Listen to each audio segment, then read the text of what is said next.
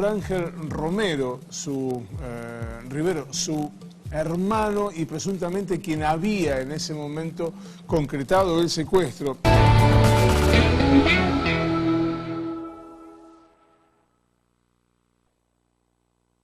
Los mecanismos psicológicos que promueven el olvido de los grandes dolores humanos que laceraron a nuestro pueblo como fruto amargo de la agresión terrorista. El cargo de gobernador militar de las Islas Malvinas, Georgia y San Petersburgo, y hacer observar fielmente los objetivos básicos fijados en el estatuto. No fue y es así. Y la persistencia en vulnerar la imagen de la sociedad nacional tras la pantalla de los derechos humanos solo puede reconocer como fundamento la complicidad, enajenación, ignorancia supina o irresponsabilidad moral. A comienzos de 1980, la primera etapa de la dictadura militar argentina llegaba a su fin. El informe final de la Comisión Interamericana de Derechos Humanos, publicado en septiembre de 1979, era contundente. Por acción u omisión de las autoridades militares argentinas, entre 1975 y 1979 se habían cometido masivas violaciones a los derechos humanos. Bueno, yo creo que el informe de la CIDH fue un parteaguas en la historia de los derechos humanos en el país. La Comisión Interamericana de Derechos Humanos de la OEA fue verdaderamente objetiva e imparcial, elaboró un informe muy preciso en cuanto a la índole más profunda y negra del terrorismo de Estado en la Argentina. Fue un informe estratégico. Muchísima gente fue a dar testimonio, cosa que ya más o menos la Comisión Interamericana ya tenía información a través de lo que le mandábamos como organismos.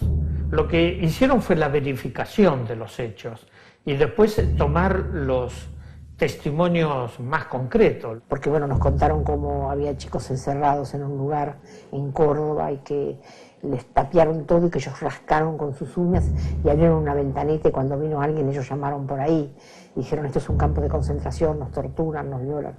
Después, a medida que la gente fue construyendo, los que iban saliendo, los que iban denunciando, se fue viendo como cualquier parte, cualquier casa podía ser un campo de concentración. Y esto, por supuesto, tomó estado público y cada vez más a través de los medios, no del país, sino del exterior, donde se conocía entonces y se observaba a la Argentina como un país violatorio de los derechos humanos. El gobierno militar que ocupaba el poder desde el 24 de marzo de 1976 había justificado el accionar represivo por la necesidad de controlar la agresión subversiva marxista que amenazaba a la nación. Sin embargo, el ataque a la clase trabajadora y la resistencia popular no había sido librado solo en los campos de exterminio. Como había sucedido durante el primer gobierno peronista, el Estado había cumplido un rol fundamental a través de la transferencia de ingresos, solo que esta vez lo había hecho en sentido contrario, y los ricos se habían hecho más ricos y los pobres más pobres. A partir del 73 el capitalismo a nivel internacional tiene exceso de dólares, entonces se generan las condiciones para que los centros capitalistas mundiales fuercen a los países periféricos entre los cuales nos encontramos a contraer deuda. Y Martínez Dios viene a representar ese sector, ¿no?, donde Argentina va a generar las condiciones para el desarrollo del capitalismo financiero y a romper un modelo de desarrollo industrial en el cual la Argentina se había basado durante todo el siglo XX. La gran frase de Martínez de Oz era achicar el Estado es agrandar la nación. Y en realidad fue desestructurar el Estado, ¿no?, destruir la seguridad social, destruir las empresas estatales, el poder soberano, para entregar la nación. La Argentina es un festival de licuaciones de deudas privadas, de estatizaciones de deudas privadas y de otros mecanismos de transferencia del ingreso del pobre al rico. En el medio de eso, la clase media argentina estaba fascinada por poder viajar al exterior y comprarse una videocasetera. Jorge Rafael Videla, máximo responsable del proceso, cercano a cumplir su mandato como presidente, pero fortalecido internamente tras la intervención del Papa en el conflicto limítrofe con Chile por el Canal del Beagle, buscaba perpetuarse en el poder. El candidato natural para sucederlo en la presidencia era el general Roberto Eduardo Viola, jefe del ejército y principal aliado del dictador durante los años más sangrientos del proceso. Viola era, si cabe aún, más perverso que Videla porque era más inteligente. Viola es el autor intelectual del genocidio, por lo tanto en algún momento tenía que pasar al primer plano de la junta militar. Viola era un hombre de campo, no era un gobernante, era un excelente segundo, un asesor. Sí, obviamente Viola era el general de confianza de Videla que supuestamente iba a continuar la misma política y venía ya con la segunda etapa de la dictadura que iba a ser el tiempo social y el tiempo político, ¿no? Desde el comienzo del proceso de reorganización nacional, en el interior de las Fuerzas Armadas, se libraba una lucha por la modalidad del régimen. La fractura entre los denominados militares duros y los moderados había evidenciado no solo la disputa ideológica en el seno del poder, sino también la lucha por el manejo de los negocios. Estaban los duros juramentados que tenían la represión, la muerte y los negocios. Yo creo que mientras Videla estuvo en el poder, Viola se dedicó a protegerlo y viceversa. Cuando Viola está por ser designado, Videla es el que se encarga de atajar esas arremetidas. Viola es sospechado de que va a ser populista, de que va a abrir. ¿Qué era lo que se abría?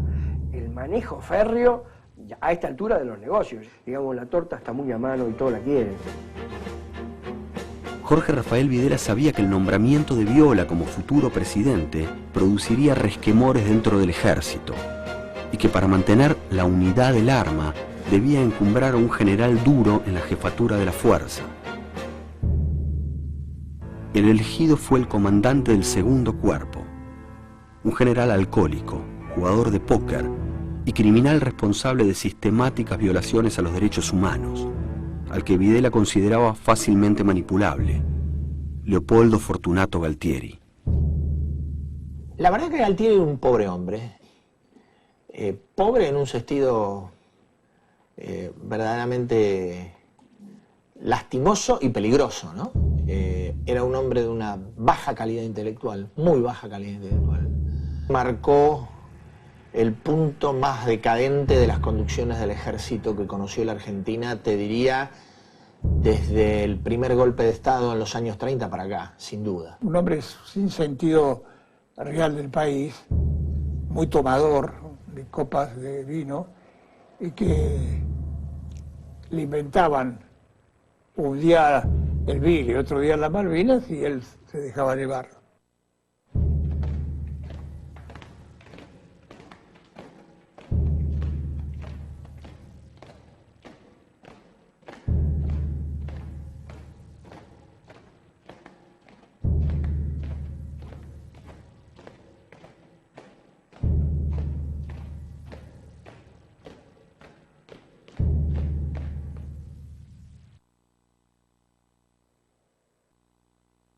Estamos pasando por un periodo bastante malo. Lo peor que tengo registrado en esta altura del partido. 70 años. Gracias. No he visto cosa igual. La especulación financiera y el consumo de productos importados ubicaban a los sectores medios de la sociedad en la época de la plata dulce. Sin embargo, las consecuencias económicas y sociales del programa del ministro de Economía, José Alfredo Martínez de Hoz, comenzaban a quebrar el espejismo financiero.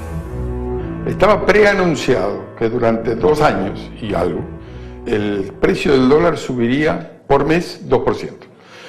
Y los empresarios no se ajustaban a eso. Yo les pregunté a muchos empresarios, ¿ustedes no se dan cuenta que la devaluación es 2 y ustedes aumentan entre 5, 6, 7, 8? Sí, claro. Pero usted sabe que eso termina mal. Ah, sí. ¿Y por qué lo hace? Porque lo hacen todos. Esa fue la respuesta que me dieron. En el Canal 7 hacían un programa para Martínez de Hoz. Iban a la calle y le preguntaban a la gente, está bien económicamente, ¿qué le reportaría al ministro? Y después iba el ministro en vivo y contestaba. Si una persona habla en muerto, es decir, grabado, y le contesta a alguien en vivo, siempre tiene razón la última persona, ¿no? Yo le pregunté hace poco al doctor Martínez de Oz si eso había sido pago, y me contestó que sí. El 26 de marzo de 1980 estalló el primer escándalo financiero del proceso, la quiebra del Banco de Intercambio Regional, uno de los principales de la Argentina militar, que provocó el cierre de más de 100 bancos y entidades financieras. Era la antesala del desmoronamiento de Videla, que podía soportar acusaciones por crímenes masivos, pero no de corrupción y flaqueza moral, sus estandartes desde la toma del gobierno. Ahí había habido ya varios síntomas de debilidad de la economía con respecto a la opinión popular, que ha habido ya varias movilizaciones y varias expresiones de carácter popular contra la política económica. En fin, la cosa se empezaba como a desgastar, porque además la fórmula económica de Martínez de Oz también se estaba desgastando, ¿no? Que tuvo éxito los primeros 2 o 3 años y después empezaba a venirse para abajo. Se desbarata por varias razones, por la crisis económica que sobreviene a partir del 80, que es el quiebre del sistema financiero, la muerte de la tablita, que lleva consigo un endeudamiento brutal de la Argentina y además el quiebre del modelo y del pacto entre Martínez de Oz y Videla. El 13 de octubre de 1980, el dirigente humanitario y coordinador del Servicio de Paz y Justicia, Adolfo Pérez Esquivel, recibió el Premio Nobel de la Paz, aumentando de esta manera la repercusión nacional e internacional de las denuncias por la violación de los derechos humanos que recaían sobre la dictadura. La dictadura tarda 36 horas en reaccionar, y reacciona de la peor manera, porque a los 2 días intentan asesinarme. ¿No? Recuerdo que mi hijo manejaba el coche y bajamos por Bolívar, íbamos a doblar por la calle México y veo que 2 personas vienen así para matarnos. Y le digo, acelera que nos mata. Y por suerte se mete un taxi atrás. Y esta gente corre, pero no nos puede disparar porque atrás nuestro iba el taxi. Bueno, no quieren darme después el pasaporte para salir del país a recibir el premio Nobel, pero hay muchísima presión internacional y al final me lo tienen que dar.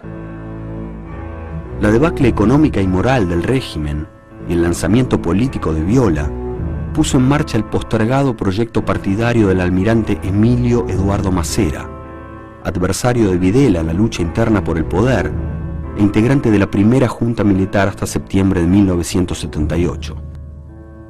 El movimiento tenía la pretensión absurda y ridícula de ser un nuevo peronismo y él ser el nuevo Perón de la Argentina, con discursos populistas, acercando a algunos sindicalistas corruptos del peronismo y críticas cada vez más fuertes a la política de Martínez de Oz, soñando con ser la herencia de la dictadura, ¿no? Todo su sueño era que por primera vez un hombre de la Armada ocuparía la presidencia de la República elegida por el pueblo. Y sobre eso iba demoliendo candidatos. Dentro del grupo de secuestrados de la ESMA había un grupo que por alguna razón había sido seleccionado para trabajar. Y en ese sentido trató como de, entre comillas, recuperar montoneros, ¿no? Que les hacían planes políticos, estratégicos, militares inclusive, y que trató de reconvertir y de sumarlo para su proyecto político. Macera era un hombre para todo, es decir, un hombre de la noche, de los cuchillos, de los fierros. Hizo muy buen papel como comprador de armas después, digamos, desde el 78 en adelante. Consciente del franco deterioro del proceso militar, el almirante Macera comenzó a desplegar una línea de sucesión en el interior de la Armada. El encargado de representar sus intereses en la Junta Militar era el jefe del Estado Mayor Naval, el vicealmirante Jorge Isaac Anaya. Anaya pertenecía a esa línea de sucesión que había armado muy prolijamente Macera en la cúpula de la Armada. Era un hombre de decisiones muy poco flexibles. Era de los que arrancó el proceso Malvinas creyendo que de la reconquista se pasaba directamente a una negociación diplomática sin el tránsito de la guerra. Y bueno, se equivocó. El 29 de marzo de 1981, el general Roberto Viola asumió el gobierno nacional, ocupando Leopoldo Fortunato Galtieri la jefatura del ejército. El segundo presidente del proceso militar impulsó el diálogo político, estableciendo reuniones públicas con intelectuales, gremialistas y dirigentes partidarios. Diversos factores limitan el total ejercicio de la libertad de prensa en los actuales momentos, pero sí pueden quedar absolutamente convencidos, totalmente ciertos de que ese es un objetivo primario del gobierno nacional. Viola era el hombre justamente que había tejido muchísimas más vinculaciones con la sociedad civil y con la sociedad política dentro de la estructura del ejército, digamos. O sea, que Viola parecía el continuador natural para un proceso de apertura política. Videla continúa un tiempo más de transición y en este sentido parece que esto tiene que ver con garantizar la continuidad de la política de Martínez de Oz, ¿no?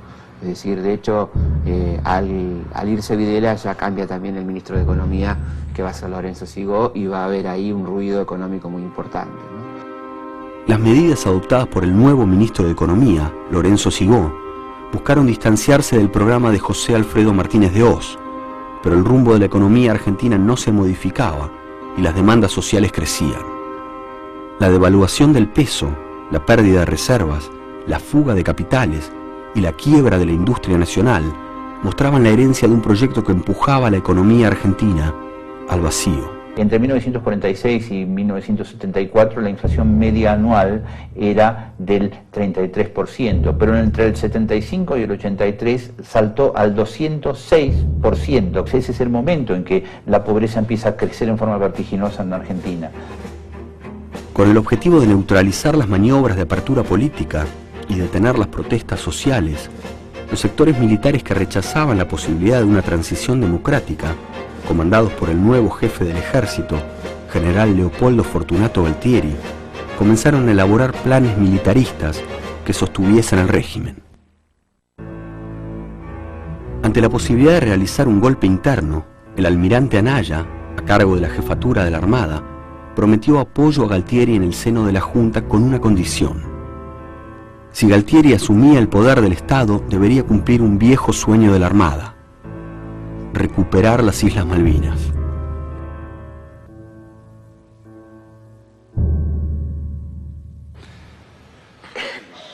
Se llama al estrado a Miriam Lewin de García. Señora, se le ha hecho comparecer a fin de recibir la declaración como testigo. Al llegar yo a la Escuela de Mecánica de la Armada, se había fugado un prisionero de nombre Horacio Maggio. Aparentemente, después, esta persona muere en un procedimiento. Entonces, en medio de su locura, el capitán Acosta lo hace traer, porque había sido muerto por otras fuerzas, hace traer su cadáver acribillado y hace desfilar a todos los secuestrados delante de su cadáver y les dice: esto es lo que les pasa a los que se escapan de la escuela. Durante la administración demócrata del presidente Jimmy Carter, las guerras nacionales de liberación habían triunfado en Angola y Zimbabue, dificultando los intereses norteamericanos sobre el petróleo de la región. La Unión Soviética había invadido Afganistán, desplegando tropas propias por primera vez desde la Segunda Guerra Mundial. El triunfo de la Revolución Sandinista en Nicaragua en 1979 y la explosión de la Guerra Civil en El Salvador habían reforzado el eje socialista comandado por Cuba, poniendo en peligro la seguridad norteamericana en el Caribe, espacio de tráfico y refinamiento de su petróleo. El triunfo de Ronald Reagan en las elecciones a la presidencia de los Estados Unidos en enero de 1981 generó una reconversión de la ideología norteamericana que modificó la relación de fuerzas en todo el continente. El nuevo mandatario no trazó su política exterior en la defensa de los derechos humanos, como inicialmente había hecho Carter, sino en la carrera armamentista con la Unión Soviética y en el control de las revoluciones comunistas en Centroamérica. Reagan, personaje realmente despreciable, además de muy mal actor, un conservador recalcitrante que viene a acompañar los procesos dictatoriales en América Latina y a profundizar los cambios económicos de comienzos de los 80, ¿no? Eso ayudó al desarrollo de planes represivos conjuntos que todavía hoy se siguen discutiendo sobre, bueno, cómo funcionaban, quiénes participaban, pero indudablemente en esa época el paraguas de Washington sobre los gobiernos dictatoriales en América Latina fue muy grande. The Assistant Secretary of State in charge of Latin America soon visited Argentina, made clear that the concerns about human rights was a historic flaw of the previous administration, and began to collaborate with the Argentine military junta with regard to arming a counter-revolutionary movement in Central America. Mientras el gobierno de Viola desmontaba los campos clandestinos, la continuidad institucional del proceso, materializada bajo la autoridad de Galtieri, pujaba por extender el aparato represivo y los negocios de la dictadura a otras latitudes. Ronald Reagan utiliza al ejército argentino y a sus torturadores, a sus represores, a sus oficiales de inteligencia en tareas de guerra sucia a favor de los contras nicaragüenses en Honduras, en El Salvador y en Guatemala, donde son instructores a nivel masivo de un ejército genocida, protegido, armado, amparado y financiado por Estados Unidos. Bueno, tenían mucha fama de ser buenos torturadores, los argentinos, porque habían vencido a la principal guerrilla revolucionaria de América Latina, que era la Argentina. Tenían mucha experiencia en la mesa de tortura, en interrogatorio a los detenidos, en técnicas de desaparición y secuestro, en fin, eran los reyes de los delitos de lesa humanidad. En septiembre de 1979, la conducción de Montoneros había lanzado desde el exilio una contraofensiva estratégica, enviando a centenares de militantes para realizar tareas de hostigamiento contra la dictadura. Pero la victoria militar fue del gobierno, y la mayoría de los cuadros revolucionarios fueron asesinados. Poco tiempo después, militantes de Montoneros y del Ejército Revolucionario del Pueblo participaron en la revolución sandinista en Nicaragua, reorientando su estrategia a la lucha armada continental. Hay diversas formas de participación de la guerrilla argentina en Nicaragua. Hubo un aporte de algunos cuadros sanitarios y de algún soporte económico, financiero por parte de Montoneros, y la existencia de una emisora de onda corta que se había instalado en Costa Rica para que pudiera romper el cerco informativo de la dictadura militar en Argentina, y de paso sirvió a los sandinistas en su lucha contra la dictadura de Anastasio Somoza. Y como se recordará, Correal Merlo y algunos de sus compañeros intervinieron en la ejecución del propio dictador Anastasio Somoza, en un hecho que ocurrió en el Paraguay en 1981. Entonces esa decisión, por ejemplo, de ir a Nicaragua, nosotros la tomamos en el marco que estábamos preparando el retorno para la Argentina. Y a partir de la concepción de que cualquier país de América Latina que se liberara, como que se liberaba una parte de nuestro propio país. En julio de 1981, la dirigencia política argentina se agrupó en torno a la Asamblea Multipartidaria. Los principales partidos políticos se sumaban así a las acciones que ya venían realizando organismos sindicales y de derechos humanos. Entonces, a partir de eso ya no era resistencias individuales, ya empieza a haber una conducción, se daban luchas sectoriales, se pedían aumentos salariales, había paros por la recuperación de los convenios, la marcha San Cayetano, que fue la primera movilización importante que hicimos, ya veníamos haciendo acciones en varias provincias, después de eso empieza a creerse en la posibilidad de la recuperación de la democracia. La resistencia fue continuada en diferentes niveles y de diferentes metodologías desde el 24 de marzo hasta el último día de la dictadura. Creo que básicamente en dos sectores: el movimiento obrero, no el movimiento obrero corrupto, sino el movimiento obrero de la fábrica, las asambleas de base y los organismos de derechos humanos que me parece que fueron el otro puntal, ¿no? Fueron dos molestias terribles para la dictadura y por eso que la represión apuntó mucho en esos sectores. La Argentina presta ayuda alimenticia y de todo orden en ese sentido, es decir, pacífica, para el desarrollo y para el bienestar de El Salvador. Le vende armas al gobierno legítimo, objetivamente legítimo, de El Salvador, y no hay nada que impida hacerlo. Los primeros días de noviembre de 1981, con motivo de la celebración de la 14ª Conferencia de Ejércitos Americanos, Leopoldo Fortunato Galtieri viajó a Washington. El comandante del ejército y principal representante de la Junta Militar se reunió con las máximas autoridades de la Casa Blanca y aseguró que ambas naciones marcharían unidas en la guerra ideológica que se libraba en todo el continente. Él es invitado a Washington porque él además había tenido un comportamiento de pleno apoyo a todas las operaciones americanas en América Central, en todo lo que eran operaciones clandestinas. Más aún, tenemos personajes como el general Bernard Waters, exdirector de la CIA, acrecienta la figura de Galtieri en uno de los viajes que Galtieri hace. Después otro personaje habló del general Majestuoso. Así que le dieron cuerda a alguien que estaba con planes militaristas para mantener el régimen. Señor presidente, ¿a usted lo ha molestado la versión, los rumores acerca de presuntas desinteligencias con el teniente general Galtieri? Bueno, sí, molestar me molestan, sin ninguna duda. Me molestan porque carecen de realidad. El 11 de diciembre de 1981, en medio de corridas bancarias producidas por sectores económicos vinculados al propio ejército, el general Roberto Viola fue removido de su cargo por un golpe interno. Hacen que se produzca un golpe interno a fin del 81, argumentando razones de salud de Viola. Se fragua inclusive un estudio cardiológico que se pasa por televisión, donde se ve una vena, una lesión cardíaca. Ahí nos enteramos que Viola tenía corazón, ¿no? Pero fue bastante, yo la puedo llamar graciosa, pero bastante irónica, porque Viola era un gran fumador y estaba mal de tanto que fumaba, ¿no?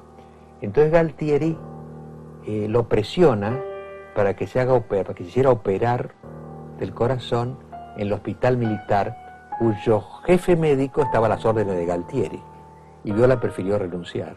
El golpe del general Viola es un complot muy bien urdido entre el general Leopoldo Galtieri y el almirante Jorge Anaya. En verdad, la continuidad de Viola no solamente impedía la ejecución del operativo Malvinas, sino además ponía en riesgo la posibilidad de que los militares condujeran esa concertación cívico-militar o esa apertura cívico-militar. El 22 de diciembre de 1981, Leopoldo Fortunato Galtieri asumió la presidencia de la Nación, conservando la jefatura del ejército. Una semana después de asumido el gobierno, la nueva junta militar, integrada por el general Galtieri, el almirante Anaya y el brigadier Lamidoso, se reunió en el edificio Cóndor, sede de la Fuerza Aérea, para definir ahí la modalidad de la recuperación de las Islas Malvinas. El pacto entre Galtieri y Anaya se había sellado.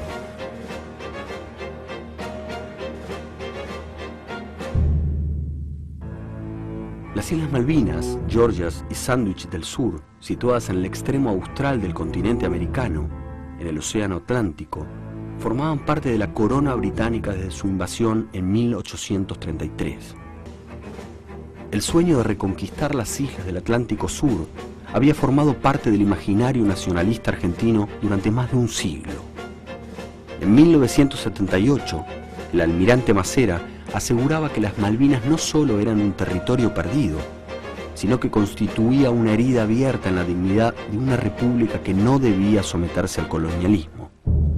En verdad, Macera dejó una descendencia de mucho tiempo en la Marina, y la guerra no era ajeno tampoco al proyecto de Macera, porque, me parece que lo de Malvinas encaja en fortalecer el régimen para darle esa salida a futuro, que yo creo que la salida estaba imaginada por el propio Macera, ¿no? El conflicto con el Bigle, primero, y Malvinas después, fueron también pretextos para una corrupción de características gigantescas, porque se compró armamento cercano al orden de los 19.000 millones de dólares. Ese aumento de la carrera armamentista dejaba enormes coimas para Macera y para sus asociados. Ahí incluso en 1979, en sus oficinas de la calle Cerrito hubo un atentado que se atribuyó erróneamente a Montoneros y que no había perpetrado a Montoneros, sino que era de almirantes que estaban enojados porque no habían recibido su porción. A comienzos de 1982, la Junta Militar Argentina diagramó la invasión a los archipiélagos australes. El plan establecía el desembarco argentino en Puerto Stanley, capital de la colonia británica, y la detención de la reducida dotación militar inglesa en la isla. Bueno, el plan fue planteado inicialmente por un almirante que se llamaba Lombardo, que fue el que armó un operativo modélico pensado para el 9 de julio de 1982, y la idea inicial era ir a Malvinas, plantar las banderas y hacer el reclamo internacional ante Naciones Unidas. El 1 de marzo, el gobierno argentino redactó un comunicado advirtiendo a Londres que las dilaciones para discutir los temas de fondo en torno al conflicto daría a Argentina el derecho de elegir libremente el procedimiento que mejor resulte a sus intereses. Me planteaba la consulta Canolo Costa Méndez, canciller de Galtieri, sobre tomar las Malvinas. Entramos y nos vamos. Toco y me voy, me acuerdo que me dijo. ¿A vos te parece que puede pasar algo? Y yo creo que sí, le digo.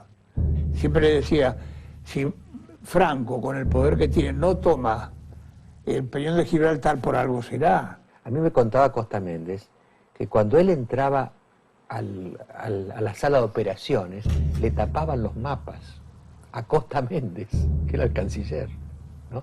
Y no le preguntaron al embajador en Londres qué reacción habría en Inglaterra si hacíamos eso. En marzo de 1982, el empresario argentino dedicado al comercio de chatarra, Constantino Davidov, envió una compañía comercial a las Islas Georgias del Sur.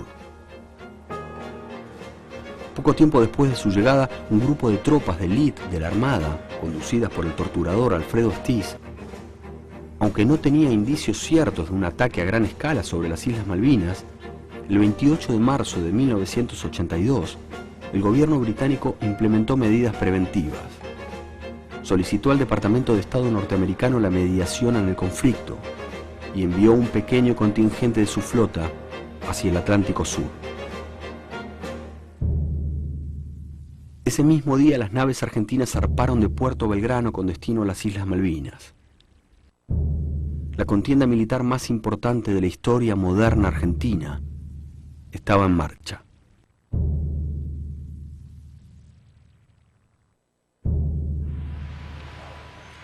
Señores jueces, la comunidad argentina en particular, pero también la conciencia jurídica universal, me han encomendado la augusta misión de presentarme ante ustedes para reclamar justicia.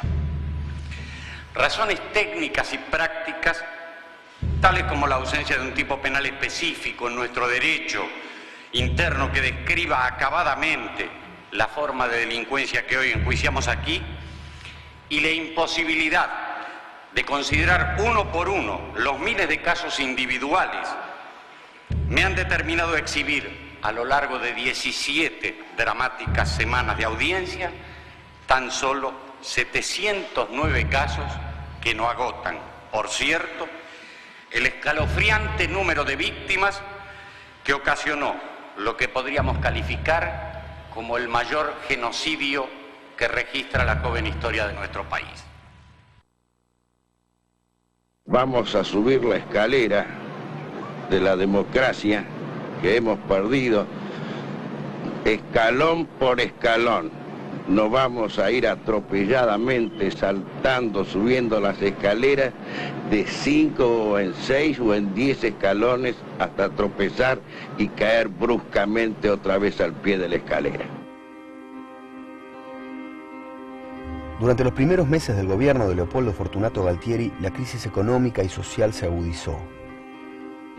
El Producto Bruto Interno disminuyó al 7,9%, mientras la inflación anual alcanzaba el 90%, y el salario mínimo cubría solo el 21% de la canasta familiar. Galtieri, que evidentemente no se distinguía por su coherencia, En el mismo momento que lo convoca a su propio gabinete, Acosta Méndez, que era un nacionalista, digamos, era presumible que iba a aceptar la idea de invadir las Malvinas, lo convoca a Roberto Alemann, al Ministerio de Economía, un liberal que venía hablando de privatizaciones, integración con el mundo, inversiones extranjeras. ¿Se dan cuenta que era totalmente contradictorio? El 30 de marzo de 1982 se produjo la manifestación popular opositora más importante en 6 años de dictadura. Miles de trabajadores marcharon en todo el país en reclamo de paz, pan y trabajo para el pueblo argentino. El 30 de marzo es la culminación de un proceso que empieza el 27 de abril del 79, cuando se nacionaliza el paro. Yo me sorprendí la cantidad de gente.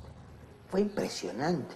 De repente uno gritó, se va a acabar la dictadura militar, en la avenida Belgrano, estábamos yendo para Plaza de Mayo, y apareció gente por todos lados, era impresionante. Cobramos, también me sorprendió, cobramos, como hacía rato que no cobrábamos, a nivel popular. Esa misma noche, Leopoldo Fortunato Galtieri ordenó adelantar el operativo Virgen de Rosario. Así que el irresponsable operativo Virgen de Rosario está estrictamente ligado al clima y a la búsqueda de algún elemento de cohesión cuando todo el elenco interno estaba muy desarmado. No hay nada más controlante de una sociedad que la guerra, militarizar a toda la sociedad con leyes de tiempos de guerra. Por lo menos en la cabeza de los militares que hacen esa aventura, lo único que había era la necesidad de militarizar a la sociedad argentina, y desde el punto de vista militar no pensaron en las consecuencias. La madrugada del 2 de abril de 1982, la Fuerza de Infantería de la Marina Argentina, reforzada con efectivos del ejército, desembarcó en Puerto Stanley. A las 9:15, el gobierno británico anunció la rendición y los soldados argentinos izaron la bandera nacional. Poco tiempo después, la Junta Militar designó al general Mario Benjamín Menéndez como gobernador de las islas y dispuso el cambio de nombre para la capital del archipiélago, que pasó a llamarse Puerto Argentino. Si bien había que estaban preparando algo los militares, debo confesar que fue una cosa, una sorpresa total, y creo que la generalidad de nuestro pueblo tuvo sorpresa y desconfianza. ¡Viva la paz, que es un día glorioso para nosotros! ¡Viva la Argentina! ¡Viva la Argentina, la Malvinas! ¡Viva la Argentina! ¡Viva nuestro país, que es mejor! Llego al trabajo donde trabajaba y me dice un compañero, dice, tomamos las Malvinas. Me agarró dolor de estómago, porque sabía indudablemente que nos iban a llamar a todos y que me iban a llamar y que íbamos a ir a la guerra. Aparentemente hubo un primer guiño de Estados Unidos, esto siempre en el terreno de las hipótesis, pero que evidentemente ese guiño tenía que ver con esta primera operación, que era una operación simbólica, de llegar a la isla, plantar la bandera y reclamar. En ese sentido, hay un guiño, digamos. Hoy, 2 de abril, recién hemos comenzado con la actitud de recuperar las Malvinas y toda su zona de influencia, y ya flamea la bandera argentina en nuestras islas. El mismo día de la recuperación de las islas, más de 10.000 personas se reunieron en Plaza de Mayo, convocadas por el gobierno, respaldando la reivindicación territorial. Pocas horas después de repudiar a la dictadura, el pueblo argentino acompañaba a los militares en su aventura bélica. Galtieri salió al balcón de la Casa Rosada y aseguró que tras la necesaria utilización de la fuerza, Argentina aceptaría el diálogo. Confiaba en que Estados Unidos mantendría la alianza anticomunista con su neutralidad y que Gran Bretaña no cruzaría el Atlántico para defender las islas. Que la comunidad internacional y nuestros adversarios circunstanciales de hoy comprendan cuál es la voluntad argentina. Aceptaremos el diálogo después de esta acción de fuerza.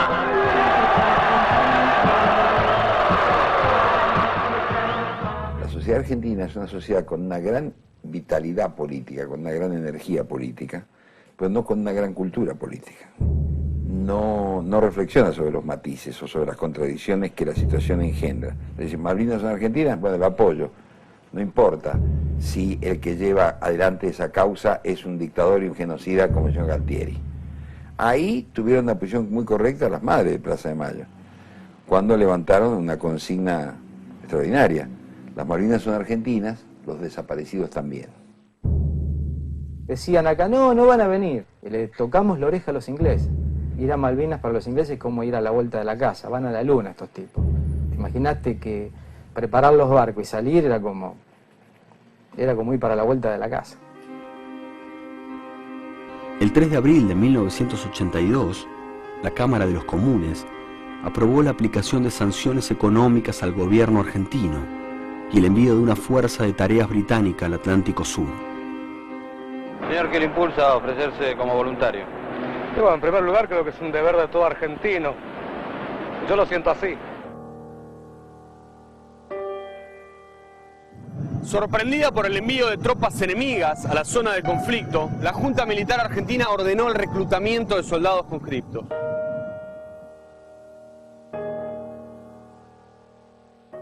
Nos estábamos convocando a todos los soldados que hicieron la conscripción con la clase de 1962. Me acuerdo que venían los soldados clase 63 y seleccionábamos la ropa usada que ellos dejaban para vestirnos de fajina porque ya estábamos reincorporados. Estaba haciendo el servicio militar obligatorio y justo estaba ahí, fue la clase 62 que le tocó ir a Malvinas y fue a Malvinas. Me llevaron como que de prepo. El gobierno británico comenzó a desplegar su estrategia diplomática.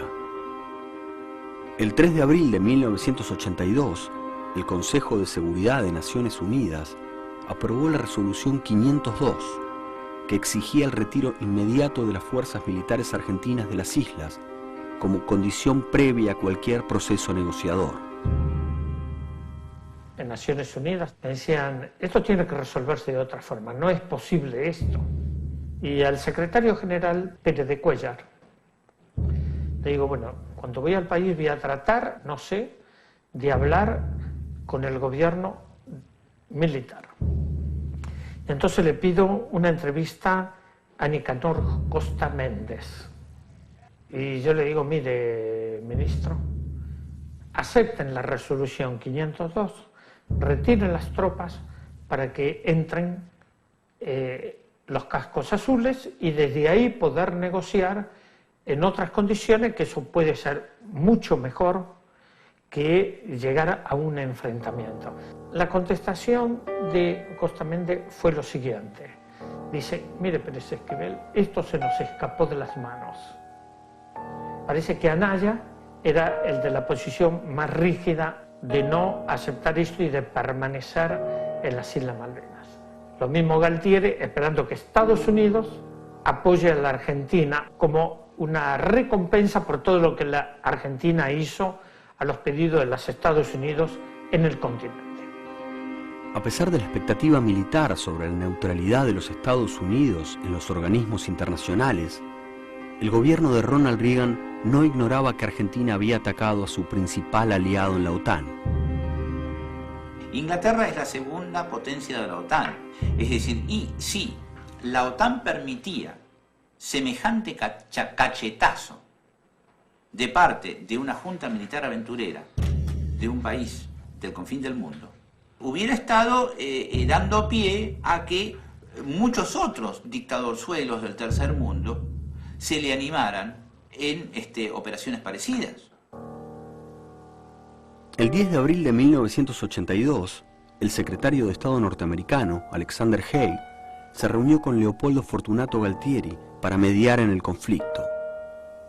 El principal responsable de la política exterior norteamericana expresó su estupor ante la posible respuesta militar inglesa y advirtió sobre las consecuencias de no recomponer las relaciones diplomáticas. No había mediación ahí.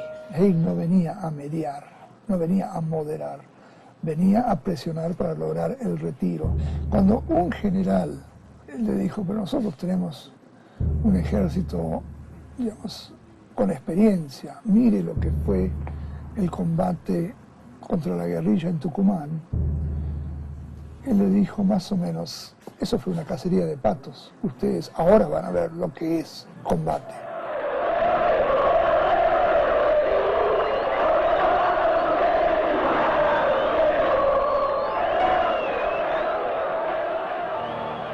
Mientras en Casa de Gobierno se desarrollaba la reunión, en Plaza de Mayo, más de 150.000 manifestantes mostraban al mundo la determinación nacional frente al desarrollo del conflicto.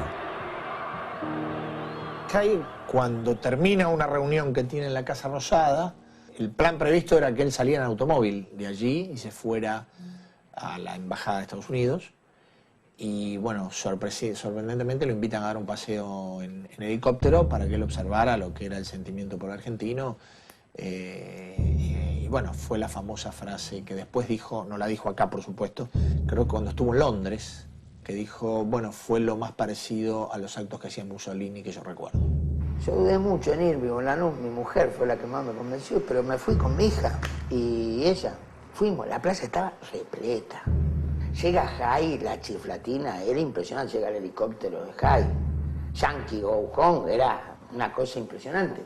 Cuando Galtieri hablaba de soberanía, de recuperación de las Malvinas, había, digamos, aplausos, recibimiento.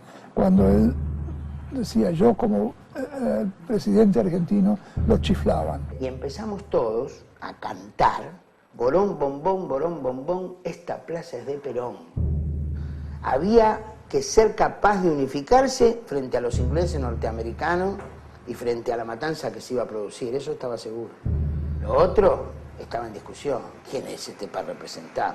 Pero la gente a nivel internacional no entendía cómo el pueblo argentino, que estaba sufriendo una dictadura militar, apoyaba a esa misma dictadura militar por haber invadido las Islas Malvinas. Esto no lo entendía, creo que no lo entienden hasta el día de hoy. Cuando se llena la plaza, Galtieri intenta desde el balcón, que es el famoso balcón argentino de la plaza, llevar agua para su molino, pero las masas no eran galtieristas, estaban con las Malvinas. Pero de todas maneras, él tuvo el espejismo y no se supo salir de la trampa que él mismo se había creado. Como me negué a saber algo, me desataron las piernas y me levantaron un poco la goma nuevamente y pude ver que un hombre exponía sus genitales muy cerca de mí. Y me dijeron, te vamos a pasar uno por uno, hija de puta.